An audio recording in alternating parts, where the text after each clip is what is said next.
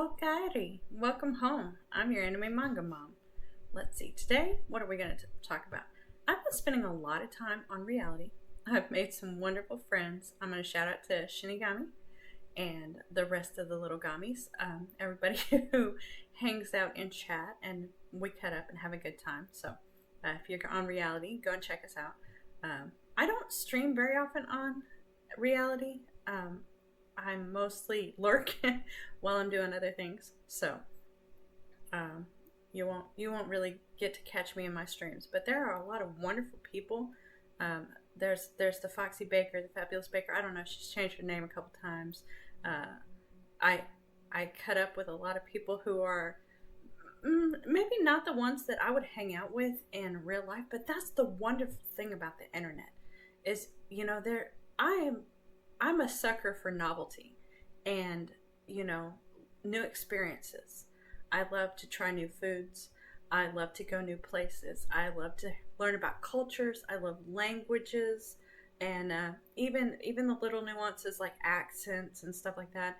If I could go back in time, maybe I would study linguistics or maybe music production. I really love those things. But I found that a lot of times, too many times there are battle lines being drawn. Like, I'm into this and you're not, so we can't be friends. Or, I have this opinion and it offends people and they leave. Well, maybe there's a legitimate reason for that opinion.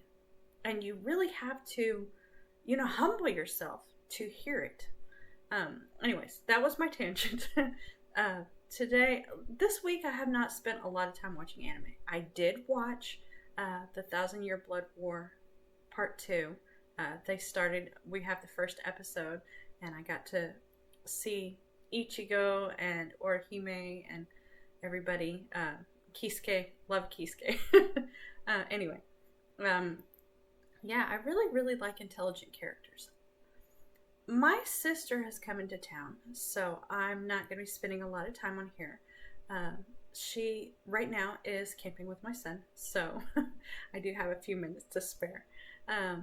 But yeah, she loves anime too, but she didn't get into it until recently. I got her started on the Promised Neverland. I thought that would be one that she would really get a kick out of, especially seeing that she is a vegan. And so I think that it's a really unique perspective, the Promised Neverland. And it didn't change my eating habits, but it does give you a healthy respect for where your food comes from and what you do in this life,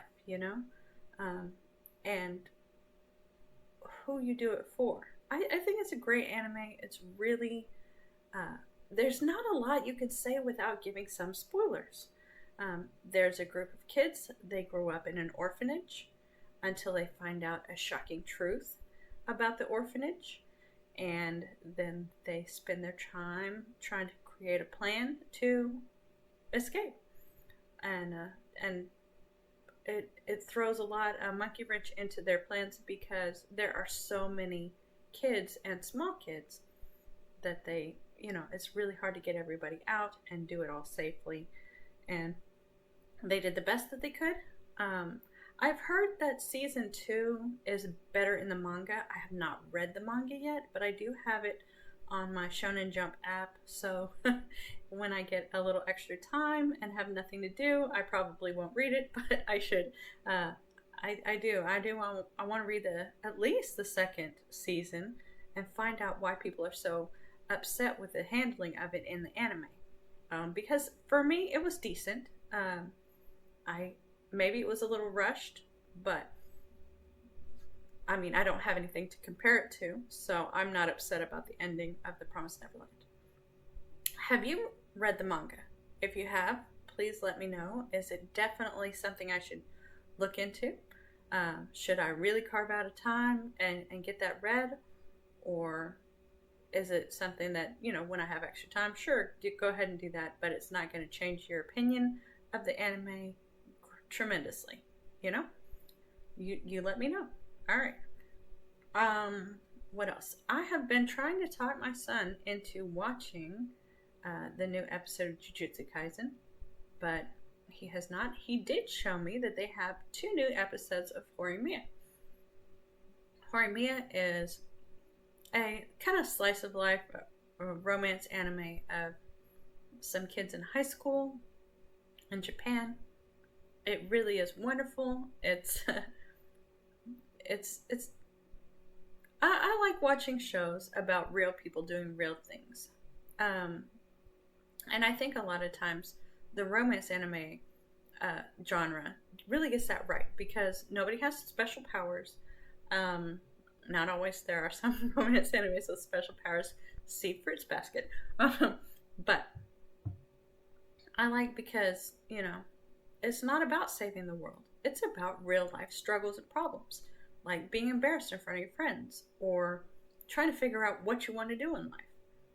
And those are things that we all struggle with. Even as an adult, I'm wondering, am I doing the right thing for me? Am I living up to my full potential? Probably not. There are probably other things I could do. I would really love to do something more creative. And people say, what? No, I don't really know. I'm going to maybe screen print some shirts, or make some signs, or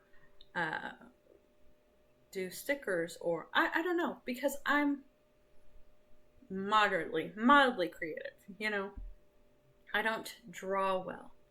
I have a few stories that I'm working on, fictions that I do in my off time. I'm constantly thinking scenes in my head, but that doesn't necessarily translate to an actual story.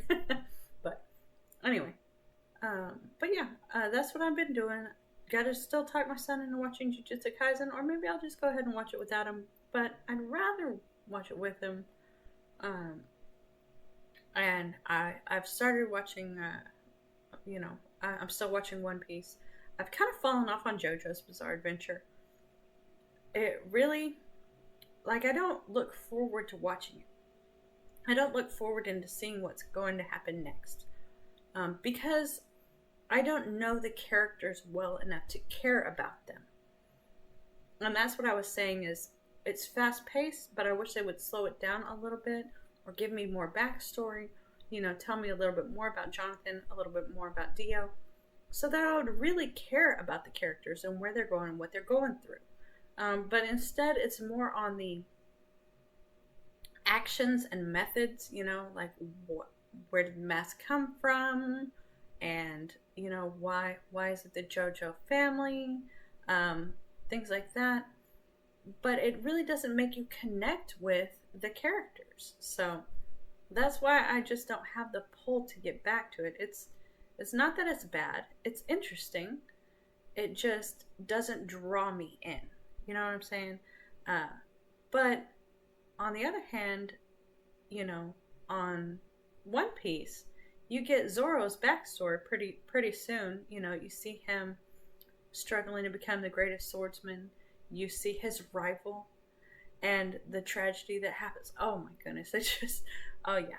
It tugs at my heartstrings. So yeah, there's a lot of character development that goes into that. I know I love Orihime, her tragedy, her life story. She's dealt with a lot, and she's come out and become this wonderful person who cares about others, who doesn't want to see anybody get hurt, so much so that she, helps out even her arch enemy, even people who are trying to kill her. If she sees them hurt, she wants to help them. And, maybe that's not the best, because what they might do in the future. But maybe it is the best. I don't know. That's definitely something that would be up to her to decide. And she's decided to be the helper. And I can't wait to see further on into the story arc. I know what happens because I read the manga, so I'm looking forward to it. I do hope that they write in a lot more with Uryu, because it took me a while for me to grow on Uryu. He's a great character. I really love his chemistry with Orihime. If I wasn't gonna ship Orihime and Ichigo, which I do, I would ship Orihime with Uryu, because I think she makes him a better person. I really like his character when he's dealing with her, you know, because he treats everybody with such contempt, like he's better than everybody. And being smart and dedicated and special, you know, maybe he does have that view of himself, but he never treats Orihime that way. Um, Even if he's friends with the other characters, you know, he's good with Chad and everything, but he pretty much writes most everybody else off. Um, and it took me a while to really realize who he was for Ichigo, who he was in the group, and why he's so important. That he is a formidable opponent. I mean, watch him and Mayuri, and you know, tell me that he's not as strong. I mean, he almost trumped him, but you know, Mayuri had some tricks up his sleeve. So anyway, that it took me a while for me to grow on Uryu, but I did, and so now I definitely don't want to see him overlooked through this arc, especially since he's got such an important role. But no spoilers. So anyway, keep watching what you're watching, but do go out of your way to see something from somebody else's point of view this week. You know, go and find out why somebody believes in something that you're so vehemently opposed to, and don't just chalk it up to, well, that's how they were raised, or chalk it up to, well, they're just a bad person.